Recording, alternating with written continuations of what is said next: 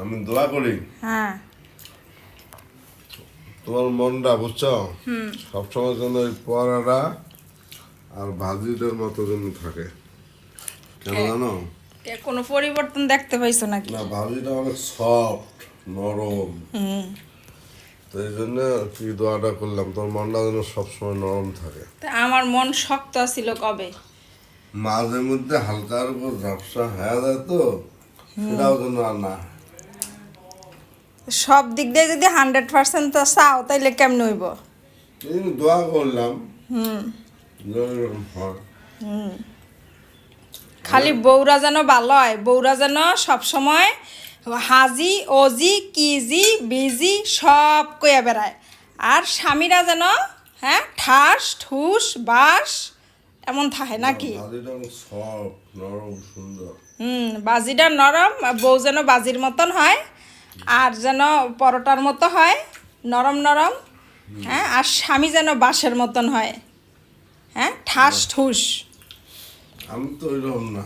তুমি ওই রকম না, নিজের সুনাম কেউ নিজে করে বলো। তোমার ভালো তুমি কেমন সেটা আমার কাছ থেকে তুমি জিজ্ঞেস করবা, যে তা নিয়ে তোমার কাছে আমি কেমন, স্বামী হিসাবে কেমন, হ্যাঁ, একজন মানুষ হিসাবে কেমন। নিজের খবর হ্যাঁ নিজের থেকে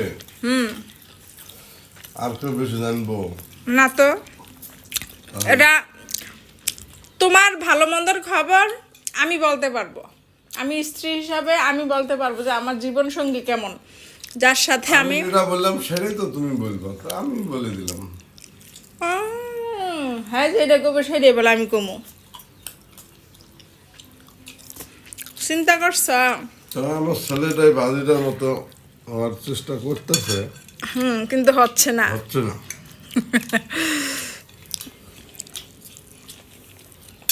মাঝে মধ্যে যে ডিম ভাজিটার মতো হয়ে যায়। না, ছেলেও ভালো, এই কথা কেউ না। মাঝে মধ্যে শোনো, যে কথাটা কইলা না, খাওয়ার সময় হুম এই যে আমাদের শব্দ হয়, হুম কি কারণে হয়? এটা বদ অভ্যাস, অজান্তে হয়ে যায়, হুম, অজান্তে হয়ে যায়, ইচ্ছা করলে ঠেকানো যায়।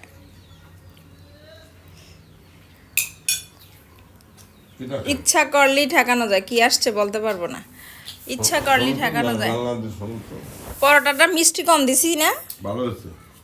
মিষ্টি কম দিছি, আরে কি যেন আসছে,